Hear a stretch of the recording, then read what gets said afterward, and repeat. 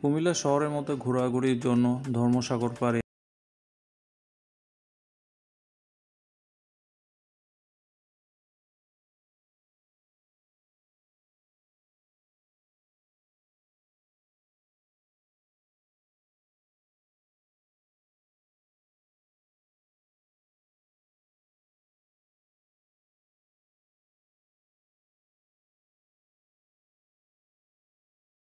সারি সারি গাছ চোখে পড়বে।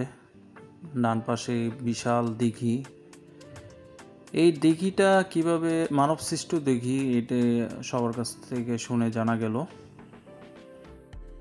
সেই সময় ত্রিপুরার রাজা মানুষের পানির জন্য কষ্ট হচ্ছিল, সেই কষ্ট নিবারণের জন্য এই দিঘিটা খনন করে।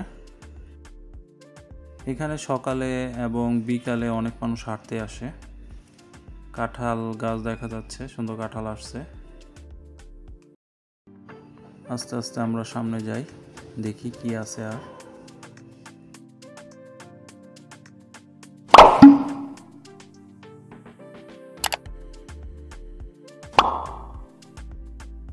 দিঘির পাশে বসে বাদাম খেতে এবং গল্প করতে খুব মজা লাগে। হালকা হালকা বাতাস শরীরে প্রশান্তি এনে দিচ্ছে। দূরে পাখি উঠতেছে নীল আকাশে।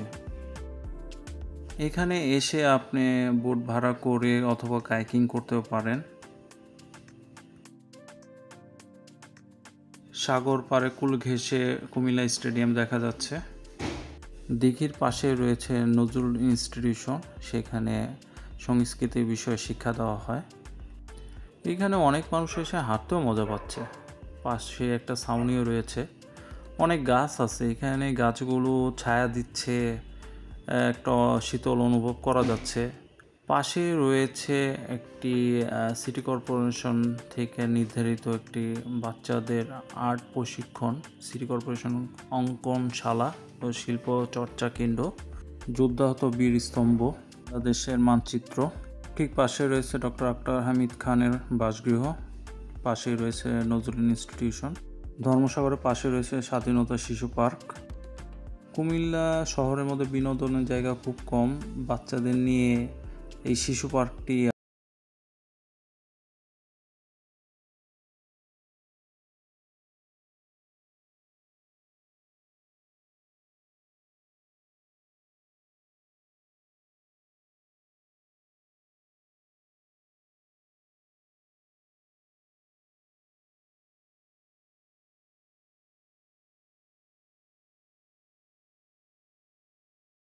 চারিদিকে কি কি রাইড আছে সম্পূর্ণ দেখা যায়। আপনাদেরকে যত